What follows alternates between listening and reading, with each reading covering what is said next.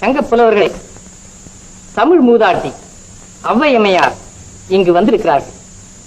வள்ளுவர் குரலுக்கு அவர்களே சான்று கூறுவதாகவும் அதை சங்கம் கேட்டே ஆக வேண்டும் என்றும் விரும்புகிறார்கள். ஔவையாரா? உமது ஊர்? இறைவன் படைத்த இடங்கள் எல்லாம் எமது ஊர். உமது தாய் தந்தையர்?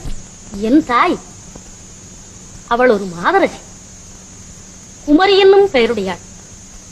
அவள் 3 கடலுக்கு அரசி, முத்தீனும் மகராசி. அவள் மலையிலே சந்தனம் பூக்கும், தரையிலே தங்கம் விளையும். காவிரி, தென்பெண்ணை, பாலாறு முதலிய நதிகள் அவள் பாதத்தை வருடிக்கொண்டே ஓடும். அத்தகைய தமிழ் தாயே என் தாய். உமக்கு மட்டுமல்ல, எமக்கும் அவள் தான் தாய். அப்படி இருந்தால் சகோதர பாசத்தை காணோமே. அது இருக்கட்டும். வள்ளுவரை பற்றி உமக்கு என்ன தெரியும்? தமிழினம் நன்கு வாழவும், தமிழ் தழைக்கவும், தமிழர் வாழ்வு செழிக்கவும் அரிய நூலொன்று இவர் பாடியிருக்கிறார். ஐயா வள்ளுவரே, உமக்கு இலக்கணம் தெரியுமா? நீர் ஜனகம் பாடுவீரா? அந்தாதி பாடுவீரா? யமகண்டம் பாடுவீரா? அரிகண்டம் அறிவீரா? உமக்கு சிலேடை வருமா? புலவர்களே, தூக்குனாங்குருவியின் கூடு பார்த்திருக்கிறீர்களா? அம்மாதிரி ஒரு கூடு உங்களால் கட்ட முடியுமா? கரையான் புற்றை போல் ஒரு புற்று உங்களால் தயாரிக்க முடியுமா? ஏன் வீண் வாதம் செய்கிறீர்கள்? உலகத்தில் நமக்கு தெரியாத விஷயங்கள் இன்னும் எவ்வளவோ இருக்கின்றன. கற்றது கை மண்ணளவு கல்லாதுலகளவு, கற்றது கை மண்ணளவு கல்லாதுலகளவென்று உற்ற கலை மடந்து ஓடுகின்றாள், உற்ற கலை மடந்து ஓடுகின்றாள். பெரும் பந்தயம் கூற வேண்டாம், மெத்த பெரும் பந்தயம் கூற வேண்டாம். உலகில் எறும்பும் தன் கையால் என்றான், மெத்த பெரும் பந்தயம் கூற வேண்டாம். உலகில் எறும்பும் தன் கையால் என்றான். இனி வள்ளுவர் நூலை கேட்கலாமே. அகர முதல எழுத்தெல்லாம் ஆதி பகவன் முதற்றே உலகு.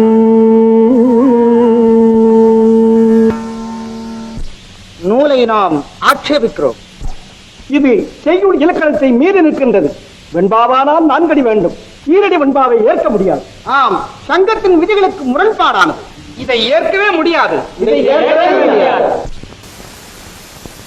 நீங்கள் கூறியது முற்றிலும் உண்மை. சங்கம் தூயது, திரிபுரம் எரித்த விரிசடை கடவுளால் நிறுவப்பட்டது, குன்றம் எறிந்த குமரக் கடவுளால் அருளப்பட்டது, பொதினை வாழ் புகழ் குருமணியால் வளர்க்கப்பட்டது. நம் தமிழ் திருமொழி புனிதமானது, அதில் உங்கள் பொறாமைக்கு இடம் கிடையாது. பாண்டிய மன்னனே, தமிழ் இவர்களது தனி உரிமையா என்று கேட்கின்றேன். தமிழ் இவர்களுக்கு மட்டும் சொந்தமா என்று கேட்கின்றேன். கடலும் வானும் கன்னி தமிழும் எல்லோருக்கும் பொது. மன்னனே, இந்த சன்னலம் பிடித்த புலவர்களிடம் எனக்காக வேண்டியது ஒன்றும் இல்லை. இதோ பொற்றாமரையை பொங்கச் செய்கின்றேன், சங்க பலகை வரவழைக்கின்றேன். அதில் வள்ளுவர் குரலை வைப்போம். புலவர்களுக்கெல்லாம் புலவனாகிய அந்த வெள்ளையம்பல கூத்தன் என்னதான் சொல்லுகிறான் என்று பார்ப்போம்.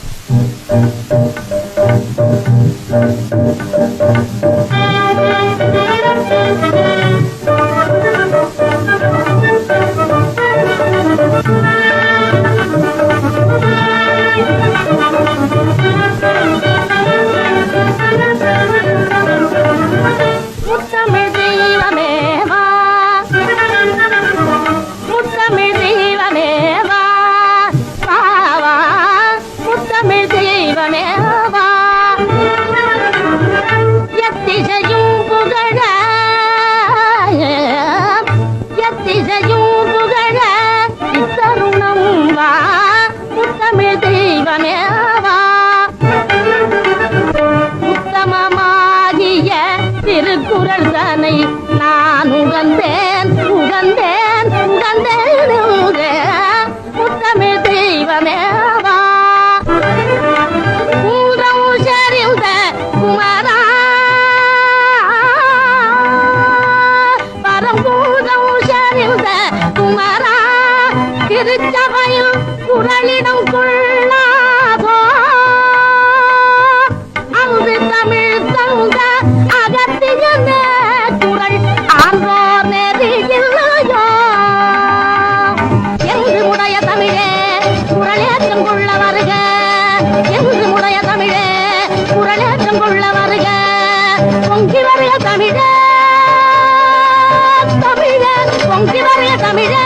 சங்க புலவர் காண வருக பொங்கி வருக தமிழே சங்க புலவர் காண வருக எழுந்து உடைய தமிழே குரலேற்றம் கொள்ள வருக என்றென்று உடைய தமிழே குரலேற்றம் கொள்ள வருக குரலேற்றம் கொள்ள வருக திருக்குறளேற்றம் கொள்ள வருக.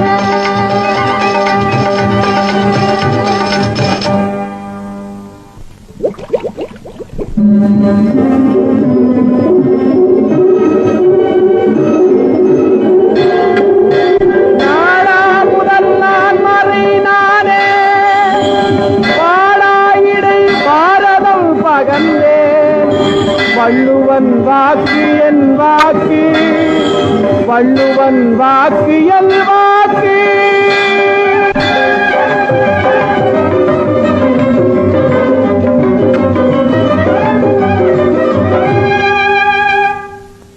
சங்கப்புலவர்களே, பாண்டி மன்னனே, இனியாவது வள்ளுவர் குரலை அரங்கேற்றலாம் அல்லவா? ஈசனே ஏற்றுக்கொண்டு விட்டார். இனி ஆட்சேபனை என்ன இருக்கிறது?